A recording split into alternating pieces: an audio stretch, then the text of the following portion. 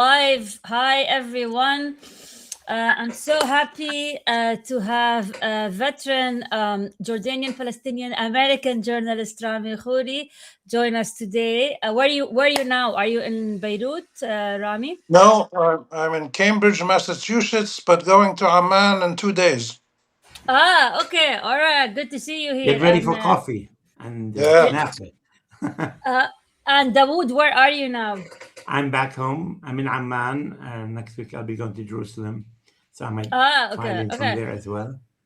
So And both of how's us are. Washington? Do you have rain? Did it rain yesterday with the It did, uh, yeah. With president's the birthday? I know it did actually rain. Really good to get But your hello, yeah, all right, yeah, it did, and there's a lot of excitement in DC. But first, I'd like to, I think, hear from Dawood and Rami about the latest update on the Iran war. Is it really over this time? After the announcement, how many times did we hear that announcement? So I'm just curious, is it really over? So I'd love to hear from Yeah, both I of wrote you. like 3 weeks ago. I wrote the winners and losers, and then I kept on waiting to publish it. So yesterday I said I'm going to publish it whether it works or not. But I took the winners and losers from a different perspective than most people. Most people are saying, America lost, Iran won, whatever. But I decided to take it from the perspective of policy issues. What succeeded and what failed? And I start with the fact that Iran, uh, strategic planning or strategic disposition was a big winner. So what we saw was, really smart Iranian diplomats working with the military and so on. They really did a good job in getting as much as they can out of the Trump administration. So I think it was a big success for strategic disposition. Somebody said, the Iranians had all these PhD guys, and the Americans had lawyers who deal with the real estate. So, so it was clearly a win for the diplomatic usage, and we all know how much Persian civilization. Maybe Rami can talk a lot more about that because their expertise in how they dealt with this war and this America. I mean, for example, they didn't buy all the threats that Trump sent to them. I mean, Trump, Yeah. Rami, what do you think of all these? Kept on threatening them, and they didn't care. They knew what they wanted. They knew what the assets they had, and they used them. So I thought strategically, Iranian negotiators were big winners. Whether Iran as a country or as a regime succeeded, I leave that to others. But I think what was successful is how you deal with diplomacy and in times of war. Interesting. I also saw in your column, Dawood, that you mentioned their drone, the Shahid drone, and how you Yeah, I considered it think you considered it one of the winners as well. So equipment, military equipment, showed that you can have the biggest planes and the F-15s and F-35s and all these things, and yet the $20,000 drone did amazing jobs, and especially now in Lebanon, we're seeing that the Israelis are not able to stop these drones, who are really very inexpensive, so they can have as many as they want sent out. And the Israelis, and Americans and others would use, $2 million Patriots to bring down the little $20,000 drone. So I think the usage of electronics, and I think what we've seen, and I've written before that on this buffer zone idea of Lebanon. You don't need buffer zones anymore when you have missiles and drones. So it's totally old military strategy. So I don't know, Rami, what do you think? Well, there's so many dimensions to what's going on that it really is difficult to know where to start and what to look at. I share your views, though, that trying to predict winners and losers and whatever is fascinating and entertaining. The important thing is to identify, in my view, what happened, what is actually new And when we talk about new stuff in the Middle East, we're not just talking about the last 4 years or the last 100 years. We're talking about the last 4,000 years in terms of Western imperial manipulations and invasions and threats and indigenous resistance and responses. And several really important things have happened in the last 3, 4 months, which the most significant one is that the combination of Iran, Hezbollah, and a few of their other non state allies effectively checked the power of the two biggest nuclear powers in the Middle East, which is the US and Israel. It's unbelievable that they forced them twice into ceasefires. And then, even though the Israeli American tradition of duplicity and dishonesty and chicanery kicked in, and they attacked the Iranians when they were negotiating, like they attacked Hamas when they were negotiating, this kind of duplicitous Western Zionist behavior kicked in again. But despite all that, the Israelis and Americans were forced into first a ceasefire and now into this memorandum of understanding. I mean, that is historically significant. What does it imply for the future? We don't know. And this is where I don't know about you, Dawood, but about 25 years ago, in my now 60, this is the 60th year of my career. I started in 1966 in college writing about the Middle East. In 60 years, so about 25 years ago, I stopped predicting the future. You know, when you're young, you predict, well, this is going to happen. And this is what entertainment television does, and social media and the theatrics of the most of the Western media, not all of it, but most of it. They say, "Oh, this is going to happen. Watch for this." But Yeah. I think the only thing we can do is identify what did happen, what's new, and what's significant. And this ability of Iran and Hezbollah and their non-state allies, and the fact that they're non-state allies is critical. You know, has Ansarullah and the popular mobilization units and Hamas and others, they were no match to Israel and the US in terms of sheer military power, ability to destroy entire societies as they tried to do in Gaza. But they were able to force them into a ceasefire. And now the Americans are making concessions, uh, which, which affirm, without formally signing on the bottom line, which affirm that the US has not achieved, neither has Israel, any of its main strategic objectives. They've killed a lot of people, they've created tens of thousands of disabled young kids, and they've destroyed schools, they've done every bad thing you can think of, but they haven't achieved their strategic objectives. And now, in fact, the resistance front, or they call it now the resistance. There's a new word that the Axis. Iranians used, the ARC or something like that. There's a resistance group of around the region, and more people are going to support this politically and otherwise. So that's really new. How this translates into longer term strategic realignments in the region, it's hard to tell right now, Mm. because the Americans and the Israelis are not easily going to surrender. They're still Mm. very strong, and they can still create massive damage. But they have to adjust to the new reality. And how do the Arab states adjust to this new realities? The Arab states were basically on leave during the Iran war and the Gaza war, the genocide.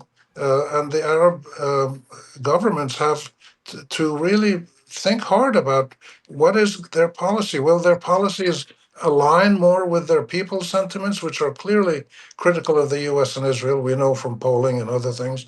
So there's all kinds of critical central issues that are all up in the air now. This is an unbelievable moment for journalism to cover this. And so those are my quick initial comments. Yeah. One of the things I wrote as winners are the opponents of what I call the dumb war. You know, Mm. Clinton, and not Clinton, Obama said, "I'm for wars, but not for a dumb war." And this was the dumbest of any war in the last, I don't know how many decades. So we have a situation where NATO was out, Europe and all of the Mm. Western countries were opposed to this war. Inside America, it was the least popular war in decades. And even within the White House, you had Marco Rubio and J.D. Vance in and out. They're against, but they're afraid to say so because they're afraid of Trump. So we had a situation where there's really been opposition to a war, absence of any planning, of course. And also there was people usually wrap themselves with the flag in wars. This is the one war that it was so unpopular. And I don't know, I think the results will be seen in the future of these people who oppose the war. And I think the NATO-America split is going to be the biggest issue that we have to look for in the future. What about Lebanon, Rami? And where does Lebanon stand now in the midst of what's happening, especially now after the ceasefire? And remember, the Iranians insisted on stopping the attack on Lebanon if they want to sign the deal. So if you can just give us the view of Lebanon and where do you think we're headed now, especially after the ceasefire? Okay, the first thing I would say is that we should not play the game of the Western Zionist imperial powers and talk about Lebanon only or Palestine only or Iran or the media or this. What we're seeing here is the failure of the entire infrastructure and superstructure of Zionist plus Western imperial alliances. It started with the British and the French helped 100 years ago, and now the Americans. That whole structure is failing. It hasn't collapsed, but it's failing. It can't achieve its objectives. And if you study the last 100 years, even a little bit more going back to the late 19th century, you find that the three places in the Western Asia region that were most uh, bothered by, attacked, subjugated to hegemonic controls, degraded, dehumanized, humiliated, whatever, by the Zionist Western uh, uh, and then the Israeli Western combine. The three places that suffered the most were Iran, Palestine, and Lebanon. And it's no surprise that Iran, Palestine, and Lebanon now, after a century of being subjugated to this, have emerged as focal points of the resistance. The word I was looking for before was belt. The Iranians talk now of a resistance belt rather than an arc or a circle or whatever. But it's no accident that Lebanon, Iran, and Palestine have emerged as focal points of this resistance process. Where it goes, we don't know, but we've seen already some historic, unprecedented achievements of forcing Israel and the US to do these ceasefires. Lebanon is now, literally this week, the critical litmus test, let's call it. All the others are still important, but Lebanon is, because the Israelis are going to use Lebanon, they're doing it already, as a means to continue what they've done for the last 100 years, the Zionist movement in the state of Israel, which is to deny and ignore and degrade international law and global norms of human decency and protection of civilians and the rights of states. They're going to use Lebanon to say, we don't care what anybody does, we don't care about the law, we're going to keep bombing, we're going to keep killing people, we're going to keep destroying schools and water systems or whatever. So Lebanon is the hinge that Israel will try to use and is already doing to break up this accord. They're thinking that if they can, because the Iranians insisted that Lebanon is part of the ceasefire, and the Americans first tried to deny it, and then they accepted it. So that's what I would look for in Lebanon. And the second, and I don't think the Israelis are going to succeed because people understand what they're trying to do. So the critical point about Lebanon is how can the Lebanese rally to defend their country in a legitimate way against Israeli incursions, which are fully supported, armed, funded, and protected diplomatically by the United States. This is going to be a key battleground, but it's only in the short term. In the longer term, we're going to see continued other dynamics in the region that test this. And I think Lebanon has suffered so much for Palestine, for Arab national values, for the rule of law, for anything you want to use to measure, that they don't deserve to keep suffering like this. But the Israelis couldn't achieve their goals after the Gaza genocide, couldn't achieve their goals in Iran, and now they're trying to achieve their goals in Lebanon. And I'm 100% convinced that the Lebanese people will not allow this to happen and will search frantically for a diplomatic resolution. But they've got to get the split internally between their government leadership and the majority of their people. They've got to really overcome that and have a unified position, which takes some work. You know, Rami, Lebanon is one of the founders of the United Nations. I mean, they're one of the, and they're a key. They are, unlike Gaza, which Israel says it's disputed territory. Lebanon is not disputed territories. It's territories owned, governed, sovereign by a founding member of the UN. And I think what is happening is that the Lebanon issue has become so into the Israeli election campaign. The last attack on Beirut was clearly an election act because Trump told him not to attack. Everybody told him.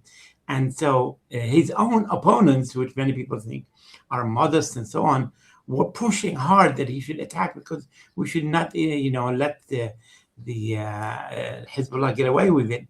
And the Iranians were very clever. They could have, responded, but they said, no, let's make them pay. And so they got few concessions out of the Americans for not responding to the attack on Beirut. So I thought it was very clever of the Iranians, and I think it exposed that the election issue in Israel was much more important than the interest, if you will, the strategic national interest of the state of Israel. So they gave up their own interest for one or two seats in the next elections.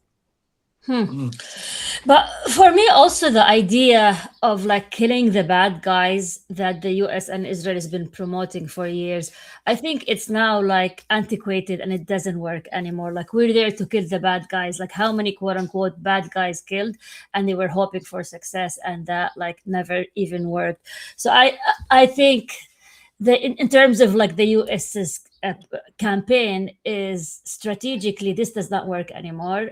Nobody buys it, and it's just it's a failed strategy. I'm just curious to see what do you think about let's go kill the bad guys that they've been promoting for, I don't know, since Bin Laden or even maybe before.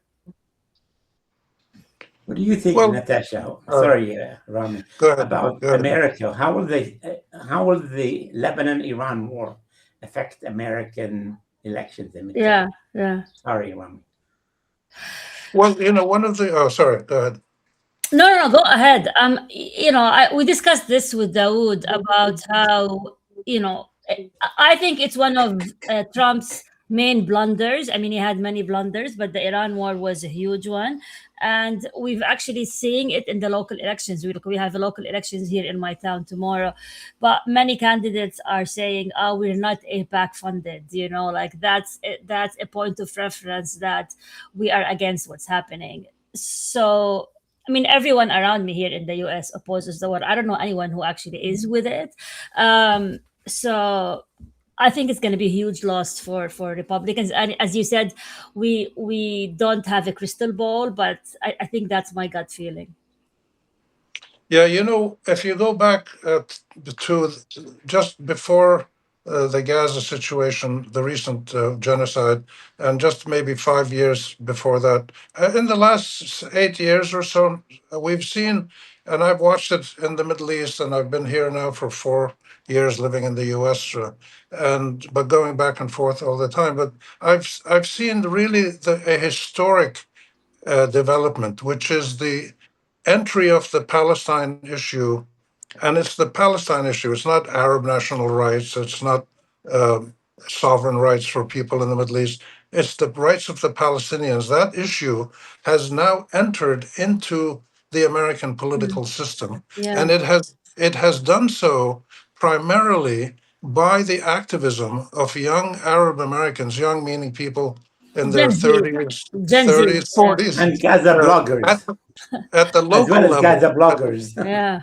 Yeah. Yeah, at the state level, the municipal council level, county election levels, it's one of the most phenomenal political developments, I think, in modern American history. It's similar to what Jesse Jackson did in 1968 when he launched the big campaign to register black voters to vote, which had some impact. But then, of course, people like Trump and the Republicans gerrymandered the district. But this is an ongoing battle. The American Civil War is ongoing, but the Palestinians learned from the experiences of the first generation of immigrants that you can't just lie low and run your grocery store and send your kids to school. You've got to get into the fray of American life, and that means local politics. And we've Yeah. got now hundreds of Arab Americans, Muslim Americans, Asian Americans, all kinds of nationalities who are entering and doing very well. And Mamdani is the most dramatic one, but there's many others. So this is an extraordinary phenomenon. It includes the exposing AIPAC for what it is, as foreign interference in American politics. I expect that to be challenged in the law and the courts soon here in the United States. And this is one of the reasons that we're seeing now some of these changes and the rise of the progressive left and the socialist, democratic socialists and the Americans. And when you get the traditional left, the so-called left, like people like Biden and Kamala Harris, both of whom have vacuums where their moral core should be, there's nothing in there. And it showed up in Gaza. It showed Yeah. up very clearly. And that's one of the reasons that Democrats are doing poorly, among other things. So I think this is a long answer to your question, but the impact of Palestine and now Iran uh, is clear inside the United States, and it's exposing the fundamental nature of the Zionist movement and the policies of the State of Israel and their Yeah. linkages with mainstream politicians in the U.S. That's a whole new phenomenon, and it's Mm. growing, and it's already having impact in the primaries we're seeing for the November elections. A lot of people in the primaries are winning where they explicitly come out and say, I'm against the genocide in Gaza, I'm against sending Israel more arms. So Iran added new dimensions to that. Lebanon is going to now add new dimensions. And this is partly because many people around the world, including yourselves and others, have started to expose in the media, in the alternative media and social media, and even mainstream media, have started to show the realities of what Israel is doing, what Palestinians are suffering, and what the United States is supporting. And this is too much for young Americans to accept, that this is something that they don't want to be part of. And they have a way to express that through their local elections and national elections. And this is an extraordinary phenomenon, whose impact is too early to tell. But when the Arab American and Muslim American and Asian American, Hispanic American, Black American, all these movements start cooperating and coordinating more, the impact on national politics is going to be huge. I And that's interviewed the Chris Rapp, he's the Democratic primary winner in Philadelphia's the 3rd district. And he said he was for genocide. I mean, he said genocide. He refused to take AIPAC money. And he went against the black Muslim nominee of the Democratic Party. And he beat him by 15 points. And he said, I stand for justice. I stand for, this is what we stood for in the Black African American movement. And we stand with Palestine. So he won on the Palestine ticket without taking a single penny from AIPAC and going against his own Democratic Party. He's not Arab American. He's not Muslim. I mean, he is just an elected state representative who went against his own party and won big. And I just wrote a piece about it in Arab News because I think that's what we have great people who are Arab Americans, but also once you get mainstream Americans also saying genocide, then that's when you're winning. For me, is like, I don't think AIPAC saw that coming. I don't think AIPAC saw the young Arab American kids, let's say, doing that, changing American politics using social media, that it caused many of them to panic to the degree that they wanted to buy part of TikTok just to control the narrative. And I think it just took everyone by surprise, including APAC and, all their Haspera and all of that, that sort of no one actually saw this plot, including me. Like, I've been living in the US for 22 years and I've never seen so much pro-Palestinian discourse happening, even around me in here, the quiet suburbs. And I think, honestly, it took everyone by surprise, including APAC and their supporters. So what happened last night at the White House? Uh, Did the the storm US. come? This like, I did not want to watch because I was like really not interested. But for me, but I just read about it, the booing, the his birthday celebration, and I've been listening to the radio today about people saying about what happened and all of that. But majority of the people that I surround myself with, they think it's ridiculous, just another show of power. But actually, this takes me to another development that happened in DC last week, which is a bit positive in terms of the courts and in the US still work, that they removed Trump's name from the Kennedy Center. I was talking with Dawood about it while prepping the show, and I was like, Dawood, how this is relevant to the Middle East, and shall we mention it on the show? And I think it's actually extremely relevant because we had someone who's like a dictator, like president, who wanted to put his name, his statues everywhere, but the court stopped him and they removed it. And the Washington Post showed a live streaming of removing the name of the Kennedy Center. I'm actually going to the Kennedy Center on Thursday for a concert, so I'm excited to see what's happening there. But it might be small, but it's very symbolic that, okay, there's lots of crazy things that are happening in the US, but you know what, the court and the laws are they still work to this still degree. They told the president, no, you can't do this, and he cannot. They stopped him. He's still not a dictator yet where he can actually enforce his name on the building, which is, I think, that's good development, at least in my eyes.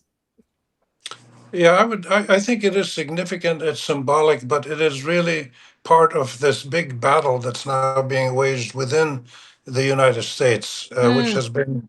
It really started in the when I was in college in the late '60s in New York State. The civil rights movement, the women's rights movement, the environmental movement, the anti-Vietnam War movement.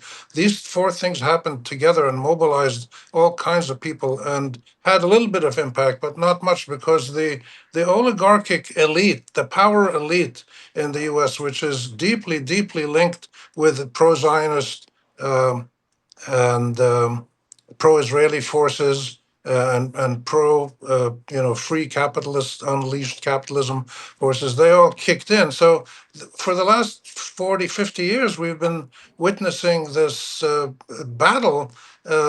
It's a kind of an eternal American cultural civil war between the far right and the moderate center and the far left, and this is part of it. Now, Trump took this to a new level because he injected into it a combination of cartoon characters like him and Hegseth and others who literally it's like watching Roadrunner to watch these guys what they do. It's incoherent, it's inconsistent, it's inconclusive, it's mostly unstudied, and in large cases it's ineffective, but in some cases it is effective because they do have about a third of the population that supports their cultural position.